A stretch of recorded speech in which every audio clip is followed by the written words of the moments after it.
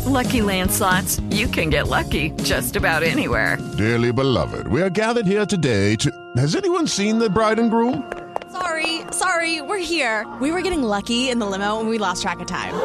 No, Lucky Land Casino, with cash prizes that add up quicker than a guest registry. In that case, I pronounce you lucky. Play for free at LuckyLandSlots.com. Daily bonuses are waiting. No purchase necessary. Void where prohibited by law. 18+. Terms and conditions apply. See website for details. Lucky Land Casino, asking people, what's the weirdest place you've gotten lucky? Lucky? In line at the deli, I guess? Aha, in my dentist's office.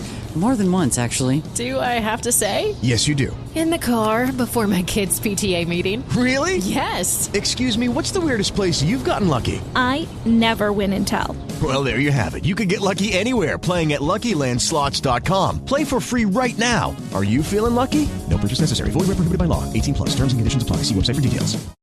With the Lucky Land Slots, you can get lucky just about anywhere. This is your captain speaking. We've got clear runway and the weather's fine, but we're just going to circle up here a while and get lucky. No, nothing like that. It's just these cash prizes add up quick. So I suggest you sit back, keep your tray table upright, and start getting lucky. Play for free at LuckyLandSlots.com. Are you feeling lucky? No purchase necessary. Void where prohibited by law. 18+ terms and conditions apply. See website for details. 1964 and Tokyo staged officially the second Paralympic Games. 2021, and a year later than planned, the Japanese are once again welcoming the movement, and the second time paratriathlon has been part of the Games. This last couple of months we've been sort of ripping up project plans and redoing project plans. I just can't wait to see them compete in Tokyo. It'll be a really proud moment. They've just taken all the stress away from us. We don't know what's going on behind the scenes, and that is such a fortunate position to be in. Everyone, I think, is really appreciative of Japan and hosting the Games, and just really looking forward to going out there and trying to show what everyone can deliver. This is another special edition of the podcast, and aptly the third for British Triathlon. Germany's Martin Schulz was the history maker in Rio, winning the first ever paratriathlon gold medal in 2016. 5 years on, and now 8 British paratriathletes will be on the start line for ParalympicsGB in Tokyo, going for gold themselves. Coming up, we'll hear from them on the challenges ahead, not only in relation to a global pandemic, but preparing for the moment of their lives, a Paralympic Games. We'll also hear from the woman in charge for Great Britain during the 2-week Festival of Sport, Chef de Mission Penny Briscoe. And throughout the pod, I'm delighted to be joined by now 5-time Paralympian and Rio gold medalist Claire Cashmore, who switched from swimming to triathlon after 2016, and it says here has taken the sport by storm, both domestically and internationally, by winning 3 British Championships, 2 European silver medals, and becoming world champion in 2019. Welcome, Claire, and congrats on another selection. Thank you. Yeah, it's crazy. How does it feel? Yeah, a little bit surreal still, I think. Definitely on that day that we finally got told that we've been selected, it was quite emotional. I think it just suddenly was like, actually, this is happening. And, you know, I am going to be competing at my 5th Paralympic Games, which is something that I never ever imagined. I think as a young little girl, which had that dream, you know, I never thought I'd compete at 5 Paralympic Games. So yeah, it's definitely a dream come true. So can I ask you, what are the 5? Can you rattle them off? Yes. So Athens, Beijing, London, Rio, and now Tokyo. Just on the fact that you switched from swimming to triathlon, why? Why was the big switch? You just won a gold medal. Yeah, I think I was becoming a bit stale. I was doing everything I possibly could in the water and in the pool and outside the pool, and I wasn't really progressing in the way that I wanted to. And I just fancied a bit of a change. I felt like I'd lost that little bit of love for swimming. And triathlon is always something that I wanted to give a go. Particularly, you know, it had its debut back in Rio, and I was like, right, I need to try this out. I ran as a kid, so I thought, I just need to learn how to ride a bike. That'll be fine. So yeah, took that massive jump outside my comfort zone, dived into the deep end, and yeah, gave it a go. And when you switched in 2016, did you ever think you'd be world champion before the next Paralympics? No, definitely not. I think it was a complete whirlwind, that race. Things weren't going my way at the beginning of the race. I came out of the water quite a bit behind and definitely was beating myself up and, almost thought mentally I'd given up. I thought, I've not got this, I'm too tired, whatever. And it's just amazing how things can change in a race. And particularly that's the real big difference in triathlon to swimming, is it's a longer race and so much can happen and you literally can't give up until you cross over that finish line. So yeah, it definitely changed around, and taking that world title was just phenomenal. Well, we're going to talk more about you and the Paralympics as we progress. I'd like to get your thoughts and advice, Claire, throughout the podcast. So are you okay to stick with us? Yeah, I'm excited for this. With the Paralympics now just days away, what does Tokyo have in store for our para-triathletes? Let's hear from ParalympicsGB chef de mission Penny Briscoe, but first, head coach for the Paralympic Programme at British Triathlon, Jonathon Riall. It felt like a really long time coming, and I think over the last couple of years it was a day that I didn't know whether we would get to at all or not. But we persevered, and athletes have, on the whole, just been able to find a relatively new normal to their daily training, and they've worked so hard with, I guess, just trust in the system, trust in Penny's team, trust that the games would go ahead. And yeah, it's a really, really proud day to get to announce the team for the second time. Penny, what have been some of those challenges that you and your team have had to work through to get to this point and to start being able to name the team for the Paralympics? I mean, it's been a tumultuous 16 months, really, from the Games firstly being postponed and then obviously very quickly getting the new date, which was fantastic and gave us something to aim for. I think that what we spent most of last summer doing was almost recalibrating and just reviewing our plans. Were they still going to be the right plans for a year in the future? And the priority throughout this last 16 months has been obviously on performance, but also in terms of health and well-being. So we've been working with the team leaders. I mean, the team leaders have done, and their teams have done a fantastic job in terms of creating daily training environments that have been safe and secure throughout the pandemic. And then what we've been doing as a ParalympicsGB is looking at that run into the Games and how do we translate the, health and well-being countermeasures to ensure that the Games environment that we create is equally safe and secure for the athletes and staff. So it's been a massive operational, logistical challenge, and even in this last couple of months, we've been sort of ripping up project plans and redoing project plans. So whether it be the period of stay where the organising committee are saying you can only come to the Games 5 days before, that clearly has an impact on flights. So it's been a massive operational undertaking.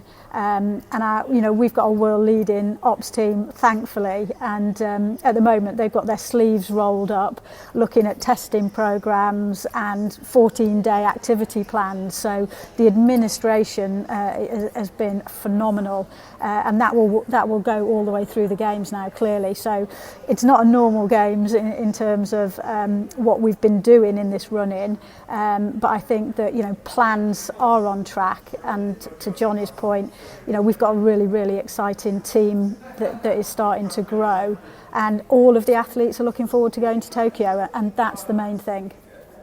Johnny, tell us about the makeup then of your team. There'll be some very familiar names there, people like Claire Cashmore, of course. We've seen her in swimming. You've got other medalists from Rio like Lauren Steadman and Alison Peasgood as well. So what can you tell us about the cohort you've selected? Yeah, it's the team is pretty much split, sort of almost half and half of athletes who have experienced triathlon at the Games. Like you said, we've got George, Lauren, Melissa, Alison, and actually Hazel, one of our guides, is coming back to guide again. And then we've got complete new athletes, so Fran Brown, Michael Taylor, just to name two, who've never been to a Paralympic Games. And, they've worked incredibly hard in this sport, which was their first Paralympic sport, and have delivered medals throughout their kind of 3 or 4 years in the sport. Someone like Michael is just improving all the time and has come out this year and is medalled in the 3 races he's done and earned his own spot at the Games. And then I think it's an interesting sport, triathlon, because then we've got, like you said, we've got Claire Cashmore, but also Claire's partner, Dave, who started out their career as swimmers. Now, Claire was pretty recently a swimmer. She was a swimmer in Rio and has made that transition over very successfully. She's the reigning world champion, and going to the Paralympic Games in a new sport for the first time in her career. Somebody like Dave, he was a swimmer in 2008, and the determination, and I think triathlon requires that of you. You've got to get out and you've got to want to put in just endless hours of training. He tried to qualify for the Games in London as a swimmer and just missed out. And the first time I met Dave was at the back end of 2012 at a talent ID workshop. He became world champion in 2013 because his athletic kind of prowess was already there. His category wasn't selected for Rio, and he had a big decision to, is that me done? Is that kind of my effort done? And it wasn't. And he kept training. He went and learned how to run very, very fast. And he's come back to us. He came back onto programme before he knew whether his category was going to be at the Games in Tokyo. And just that absolute trust to put yourself in that position again and know it might all come crumbling down. And thankfully for Dave, it hasn't. And his win in Leeds at the World Series in Leeds was dominating. And I genuinely, for somebody like him and everybody else, I just can't wait to see them compete in Tokyo. It'll be a really proud moment. What can you tell us about what classifications, what categories we are going to see in Tokyo? Yeah, so the sport is going to compete across 4 categories, men and women, and they're slightly different categories, men and women. So we're at a point where almost all of the categories are represented. It's a really broad Paralympic sport. So we have athletes, what we would call our PTWC, so paratriathlon wheelchair group, and they compete swim, bike and run. There, just bike and run is slightly different. They use a hand bike and a racing chair. So 2 sports which are really familiar to a Paralympic audience. They just do them back to back, and every other rule is exactly the same. They have to go through full transitions, and it's the first across the line. And we then go through almost the whole spectrum. We have above knee amputees, below knee amputees, arm amputees, athletes with cerebral palsy, all the way through to our visually impaired class, which this time round is represented in both the male and female class. And again, it's swim, bike and run, but with the team dynamic of racing with a guide. And that's how we approach it. It's not about kind of trying to find the world's fastest guide. It's about trying to create the world's quickest team. And we've learnt a huge amount, having had the women in Rio, to get the men into Tokyo and get to work with a new set of guides has been exciting and a challenging journey to find people who are going to work together day in, day out and kind of go through that journey together. But yeah, the entire spectrum. We've got a broad range of kit and equipment and different legs and different arms and challenges when it comes to adapting bikes and still trying to make them aero and ride fast and all of those things that come as standard on Olympic programs. We just add a whole layer, but it's kind of what we do. And to me, to be honest, it's part of the excitement of the Paralympic side of triathlon, really. And Penny, what are your reflections on the fact that Paratri came in 2016? This is the second time it's being held. Is it a sport which sits nicely on the Paralympic stage, in your opinion? Absolutely. I'm a sort of a fan. I was there with Johnny in Rio. It's such an exciting sport, isn't it? And we're sort of closer to home. Both my kids compete, and the reason that we as a family got into triathlon is that swim, bike and run are pretty fundamental life skills. If you can swim, you can ride a bike and you can run, you can exercise for life. And it's just then the skill of putting those 3 disciplines together with 2 transitions. So there's, wherever you look, there's excitement. The open water swim, the transition onto bike. Who can get their shoes on quickest and get out onto the run course first.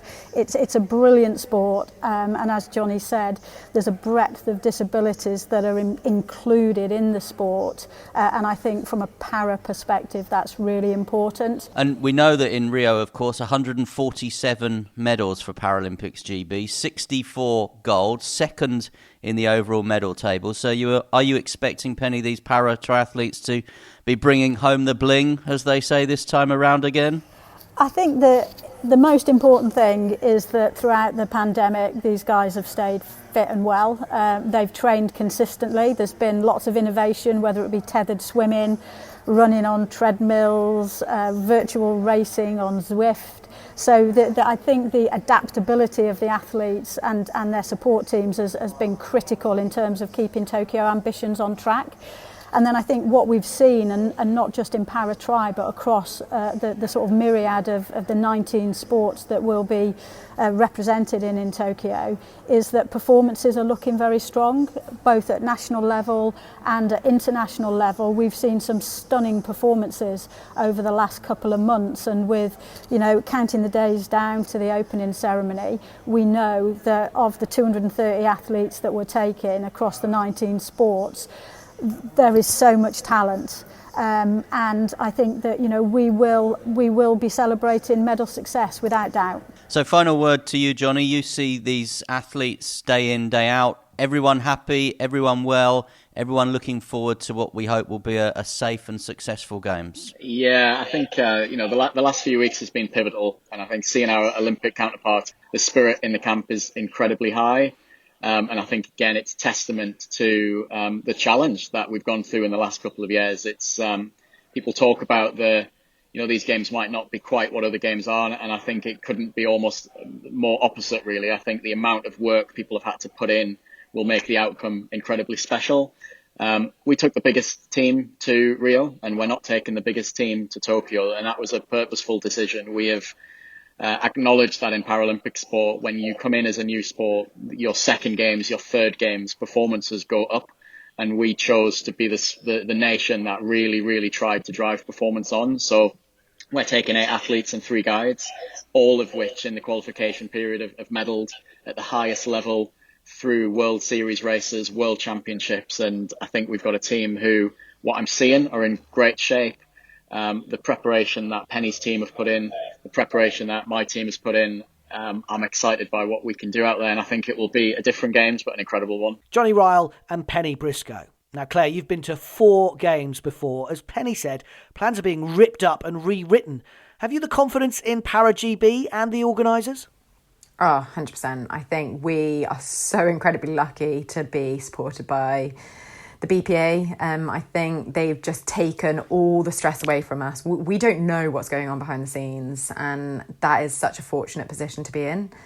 We can just get on with our daily job and train, control the controllables whilst they sort out the logistics. And it is the same with British Triathlon. Johnny has been an amazing help in just reducing that stress and just getting on and cracking on with all those things to make it as stress-free as possible for us when we get out there.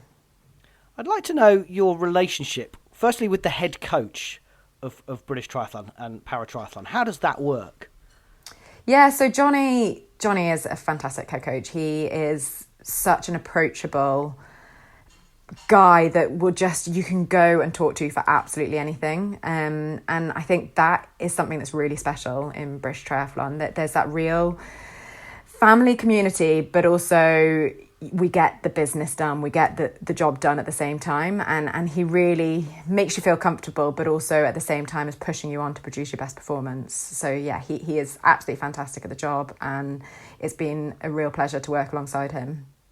It's a really fancy title, Chef de Mission, but it basically means that she's in charge. Penny's done it before, you've obviously worked with her. For people who are listening, who may be going to their first Paralympics, what's the relationship between a chef and an athlete?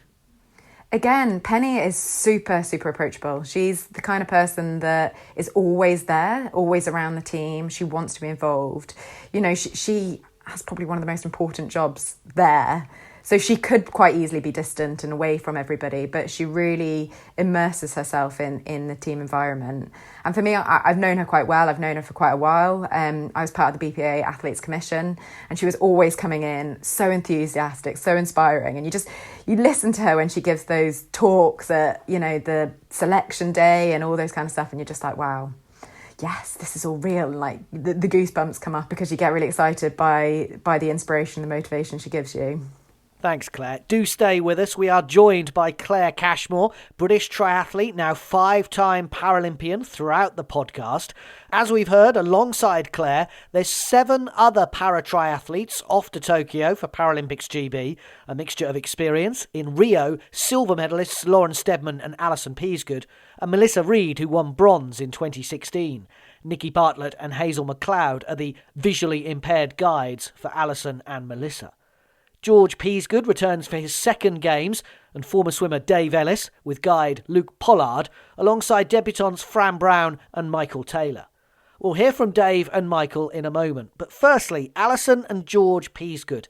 Not siblings as such, but related through marriage, in case you were wondering, on their second Games and the growth of para-tri since Rio. I think everyone's just, especially after the last couple of years, just enjoying racing, getting out there and just showing kind of all the training and work that's done over the last year and a half. So everyone, I think, is really appreciative of Japan and hosting the Games and just really looking forward to going out there and trying to show what everyone can deliver. Alison, is it an honour to represent ParalympicsGB and British Triathlon? Yeah, definitely an honour. Like, it was such a special feeling being part of that bigger ParalympicsGB family in Rio. And yeah, I'm really looking forward to being able to do that again. Like, just getting the kit and that sort of sense of feeling like you're one big squad is something you'll never be able to like get anywhere else. When we went into the village after we competed last time, like, everyone, you were in the same kit, so everybody talked to each other, like, and you were all excited about everybody's journey and how everyone was getting on. It felt like, yeah, this huge team that, you know, a big community really. It was awesome. It is just kind of a bigger community. It's like when loads of different families all come together, and it's one big community, and like then there's like daily briefings on how the rest of the British lot's doing, and everyone just kind of all joins in the same hype, and it is special and you don't get it anywhere else. We'll talk more about Tokyo and the Paralympics coming up in a moment, but let's reflect a little, first of all, then with you, Alison.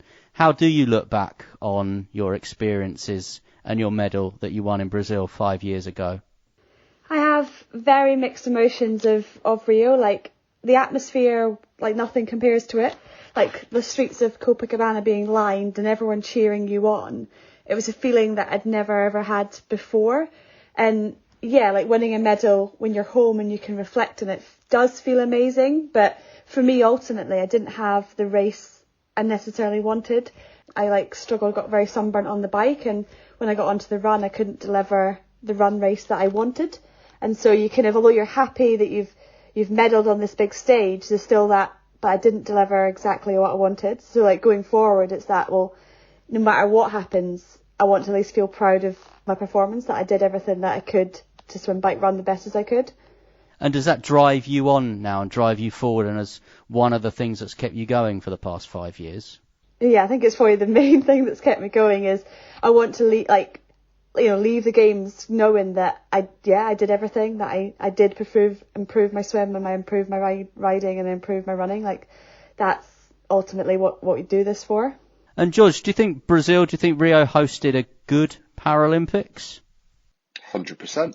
It's just like you could definitely feel the atmosphere, and the amount of passion and support that the Brazilian people gave was phenomenal. And yeah, as I said, we've never had before or since Rio a race like it, where the whole bike course was lined with people. We've never had that, and it's rare, especially within parasport. But yeah, Brazil hosted a fantastic Games.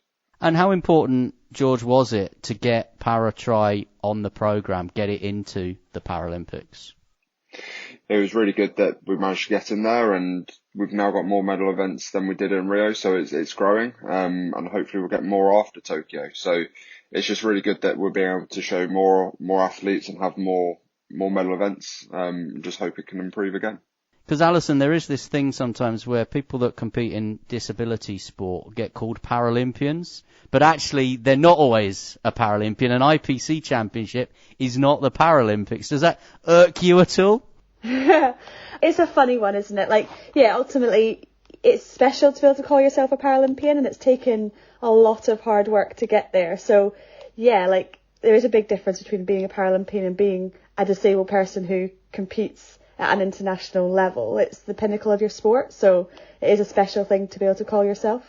And do you think that para-tri needed to be on the Paralympic programme, as George kind of said and hinted at, to help that growth, to bring maybe the sport to people that hadn't seen or heard about it before, because suddenly now it is on that big stage?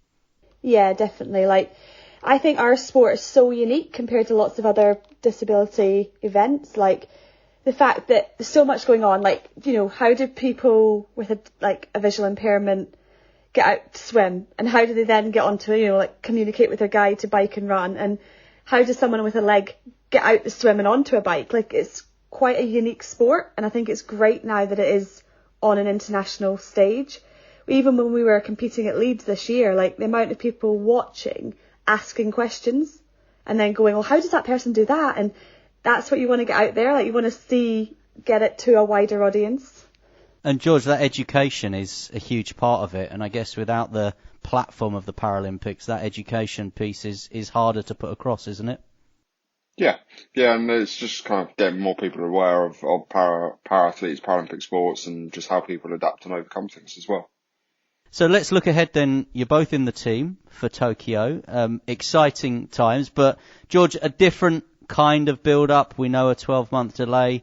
We know obviously that some of the protocols are going to be a bit different for you guys this time around. Is that fair? Yeah, like obviously with the last year and coronavirus and everything is going to be different, but there's a lot of measures being put in place to make sure it's a safe games. And we're very confident that what we're doing and where we're going is going to be a safe environment. And Alison, I remember someone saying to me when they got selected for a team that they were just so happy because you guys get really looked after. British Triathlon, of course, ParalympicsGB will do everything they possibly can to get you guys to the start line. Do you feel that support behind you? Yeah, I definitely feel that support. Like, it's just all the coming together. Like, even just this whole year, the amount of support we've had to make sure we could keep training when other facilities were shut. Like, it's been absolutely incredible. And now we get to say thank you by competing and, you know, delivering the races that we all deserve and want, and that is a big thank you to the support that we've had to get us there. Tell us how the relationship works, Alison, then between you and your guide. Yeah, obviously it has to be quite a special relationship because trust is such a big part of it, and communication. And so obviously when we swim, I can't see that higher person next to me, so I'm relying on feeling the tether that's between us, and Nikki tapping me to tell me when I'm turning and things. So I'm relying on external communication. And then on the tandem, it's the same thing. Like, just the more you've done with each other, you're just so relaxed on that bike, and you know that you're going to go fast, which is a pretty cool feeling. And then again on the run, we're tethered together, so communication, Nikki telling me what's happening in the race, what's happening underfoot, it's so important. So again, it's the key things with that is trust and communication. And George, it's not been a time without challenges, we all know that, but will some of those challenges feel worthwhile when you get to that start line? Hopefully. Yeah, as long as people are there in good shape and good spirit, I think you can only do what you can on the day. There have been a lot of challenges and ups and downs over the last 12 months, but I think a lot of the guys on the Paratri team, we've made the most of it, and we have pushed on where possible, and everyone has made some gains. So it'll be really exciting to see how everyone does. And I wouldn't put either of you on the spot in terms of medal targets, but getting to the start line, Alison, safe, healthy, and doing your very best out there, that's all we can really ask. Yeah, definitely. I think there's still loads to come, loads of hurdles to get over before we get to that start line. So as you say, when you're there, you're on the start line and I'm with my guide, knowing that we can just deliver the best race we can, I'll be proud of that. Alison Peasgood, George Peasgood, Claire, you're a world champion yourself, but you can kind of understand when I say to you, do you look up to those guys? Oh, 100%. I think they've all achieved so much in the sport and in so many different ways. And those guys have been the one that have broken down the barriers, and they've raised the bar. The fact that paratriathlon only came around for the first time in Rio, and that they both competed there. And I think it's fantastic to see the level they've put the sport at. And I would love to be able to follow suit and do the same thing. Hi, I'm Hazel MacLeod. I am a guide for Melissa Reid, and we compete in the visually impaired category in paratriathlon, and we're going to be racing in Tokyo. I guided Alison, now Peasgood, to silver in Rio in the paratriathlon. The role of a guide, I would definitely say, is twofold. You've got the racing element, and then you've got the outside of competition, the training and the general being around each other element as well. So with regards to the racing, it's really, you're tied together. You need to get them safely around the swim course, whether that's tapping them on the head at boys, out on the bike on a tandem. So you definitely need to have those bike handling skills on a tandem and being as powerful as you can. And then onto the run, it's very much a coaching role, I would say, a bit of sort of visual helps and cues, but mainly really making sure that they're staying positive on the run, and that's really, you can help with that as a guide. You can have a massive amount of impact on your athlete. I tend to try and be as positive around the athletes as possible, because I feel like that's beneficial going into a race. So me and Melissa don't spend very much time together at all, to be honest. She lives in Cornwall, I live in Scotland, so it's a very, very, very long way apart. We've tried this year to basically have a few chunks of a few weeks together, where we've got like a focused training environment for those few weeks. I'd say myself and Melissa get on very well outside and inside of racing and training. Definitely when it comes to training, it helps, I think, to be open and honest with each other if you have that relationship, and then racing as well.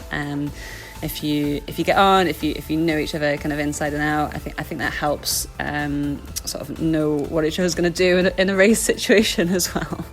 You are not allowed to pull and lead the athlete for the majority of the race. So much so in Rio that we had guys on bikes on the run, and as soon as I inched ahead of Alison at any point, I got told off. Competing in Rio, the first time paratriathlon was in the Games, was very, very special. I felt very, very privileged, especially because it was just such an amazing team that GB had out there as well. I felt very privileged to be part of that.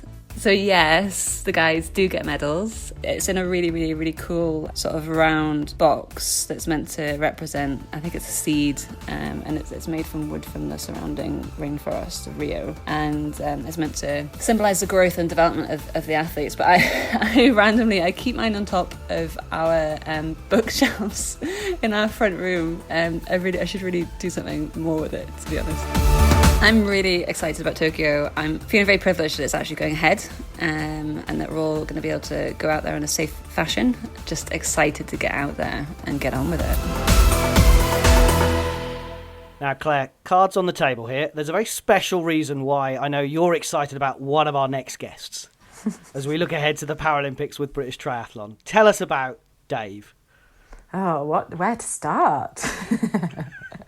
What do you want to know? Yeah, no, Dave and I have been together for quite a while, so we actually got together after Beijing when he was a swimmer, actually. So he says I followed him into triathlon. I'm like, no, that's not right. I was the one that encouraged him to go into triathlon, knowing full well that one day I would go there as well. But no, it's been amazing to be back on a team together and to be able to share that experience of going to Tokyo, going to the Paralympic Games, particularly for him, who's had such a rough ride and, you know, overcome so much in this last 12 years. It will be incredible to experience that amazing experience together. So, like Claire, Dave was a swimmer competing in Beijing 2008. Now, 13 years on, he goes in his first paratriathlon at the Games. He recently won the World Triathlon Para Series in Leeds with teammate and fellow Tokyo-bound Michael Taylor in second place. I'll start with you then, Dave. Congratulations, obviously, on being named in another Paralympic squad. But for you, obviously, a brand new sport in terms of the Paralympic Games and Paratri. How does it feel to be part of ParalympicsGB? Oh, yeah, it's amazing, yeah. Such an honour, and just been trying to get back to the kind of the pinnacle of the sport for a few years, and yeah, finally to get there is just such an honour, and so happy. And you too, Michael, obviously named. This is going to be your first experience of a Games. What went through your mind when you knew that selection was official? I was so excited. It's obviously something I've been dreaming about for a few years now. So yeah, to actually get there is an incredible feeling. And it's kind of just made the last few years of training and everything, and I just feel like I've done family and all the support I've had done it justice. So tell us, Michael, how you found and discovered the sport. I lost my leg in 2016, and prior to that I used to swim a lot and do sports like surf lifesaving and stuff, but I wasn't really into sort of triathlon. But just in hospital and stuff, I just did quite a lot of research online, and it was in 2016, the year of the Paralympics. So I was able to watch a lot of the sports on TV, and I was like, I'd like to give that a go. I saw paratriathlon, and I had a look online, and British Triathlon had like a try for Tokyo day, like you could go down and try it and test it out in Loughborough. So I signed up for that and turned up to that in the February, I think, of 2017, and that's where it all started, really. And Dave, obviously you have had some experiences of the Paralympics before, as we know, but it was as a swimmer last time. How do you look back? What do you recall from your time in Beijing? Oh, it feels like such a long time ago. And yeah, such a different sport. I mean, that was obviously indoors and none of the outdoor elements.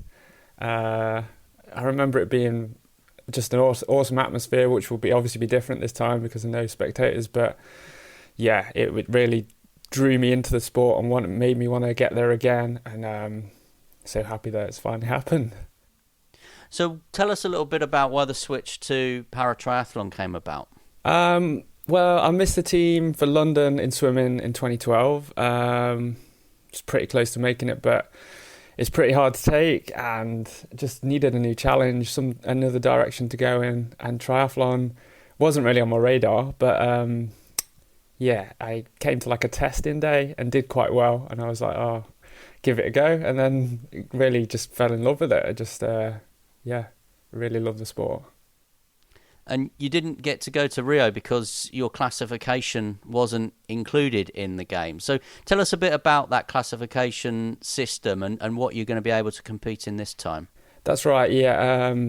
Obviously, triathlon being such a new and emerging sport in para, there's only limited medal events. And last time mine unfortunately didn't make it. And obviously this time other categories have missed out. So I'm really happy that luckily mine's in this time and hopefully next time. But yeah, it's or hopefully we get more medals because I think the sport deserves to grow. It's doing a great job of getting like disabled people into it, and I think any abilities can get in, any different disabilities can get in, and it really is a great sport to be in. And Michael, what can you tell us about your classification and the event that you're going to be in when you get out to Japan? So I'm in the PTS4 classification, which is like a mild to moderate impairment. So for me, like a below knee, single below knee amputation, or like above elbow amputation, or similar sort of disability. So that's my classification, and the majority of people have a below knee or above elbow, and there's a few, I think, maybe with like CP, maybe like nerve damage. Was the Paralympics ever on your radar at the start, or was that just something that seemed a long way off? It was about fun and the challenge initially. Yeah, obviously it was something I was like I think my family and friends probably more so than me. Like I remember as soon as afterwards, everyone was like, "Oh, we'll see you at the Paralympics." I was like, "Oh, yeah, maybe, maybe." But yeah, it was definitely something like I was like looking towards and thought would be like a good aspiration. I didn't know if it quite happened this year but it was definitely maybe towards Paris or something like that. So yeah, it was 100% something I was interested in. And I guess for you, Dave, getting back to that Paralympic stage, getting to the pinnacle, if you like, in the sport was something that you were desperate to do, having experienced it once in China. Yeah, definitely. It's such a great experience, and like you say, the pinnacle of the sport. You want to be there. You want to test yourself against the best competitors on the biggest stage, and this Paralympics is it for us. And Michael, just sort of tell us a little bit. You've never been to a Games before, but do you feel it won't be quite the event that maybe you watched on television 5 years ago? Well, I don't know. I still think it's going to be pretty incredible. Obviously, I won't know any different when I go, so for me, it's going to be great, whatever it is. And I still think like the support and encouragement from home and the Japanese, I'm sure they'll do an incredible job organising it. Dave, obviously you did get to compete with some fans in place in Leeds. How was that, and how much confidence you take from that performance going over to Tokyo? Yeah, that was great. The home support was fantastic, and it was a really great atmosphere around Hay Park, especially like in the tree-lined area. The noise just kind of echoed through, and you felt like there was even more supporters there than there was. But The performance was good. Very different course. Obviously, a lot more hilly and leads. Different kind of climate, and it does give us confidence. But yeah, Tokyo will be a different challenge. It's hot, humid. Yeah, really, we're trying to get you ready for it, but yeah, it'll be a tough race. I'm interested as well about how you and your guide work together. Does it feel a little bit like a team event in a way for you? Yeah, definitely. Yeah, obviously coming from swimming is quite individual, but I really enjoy the team aspect, like you say, of me racing with the guide. And yeah, we both got it's almost like we both got to work together to find the quickest way to get to the line. And yeah, we train together every day, do loads of stuff on the tandem, swim together, and all these sort of things, just to make sure, we on race day we'll be working well together. Yeah, I was going to ask, how many hours a week do you guys spend together? Do you spend more time with your guide than you do with Claire, for example? Maybe, yeah. So at certain points in training blocks, yeah, maybe. We do spend a fair bit of time together, just, building that relationship and that understanding together, I think is key. You just need to have so much trust in a guy that's on the front of the tandem when you're going like 30 mile an hour. You just need to be fully confident with them, and definitely helps. Well, good luck to both you guys. Enjoy it, and we look forward to speaking to you with some gold medals in your back pocket when you return. Thank you very much. It's really nice speaking to you guys. Michael Taylor and Dave Ellis. Claire, do you remember your first games? Michael's about to go to his. Yeah, I really do. I think Athens was so special in so many ways. It was just that, for me, it just gave me the love and it gave me the bug to want to go again. And it also taught me so much about myself in such a weird way. Like, I felt like it was a real turning point for me in my life in terms of gaining confidence in my own skin, but also as an athlete. So I think it will be an incredible experience for Michael. And the one bit of advice I would say is just to soak it all up. It's so easy to just let it go by in a flash. And I definitely think I did that in Athens, rather than taking in every moment and just being really present when you're there, because we work so blooming hard for this one event that happens every 4 years or 5 years in this instance, and you never know if you will ever get to go again. So make sure you enjoy it. And we can't let you go, of course, without asking about your hopes, your dreams for Tokyo. What are you going out there to achieve? Yeah, so I think for me, I want to go there knowing that I've done absolutely everything to be the best prepared that I can possibly be. I think in the past, I've definitely focused very much on the outcome, and I fixated on what that outcome, what that colour of that medal is.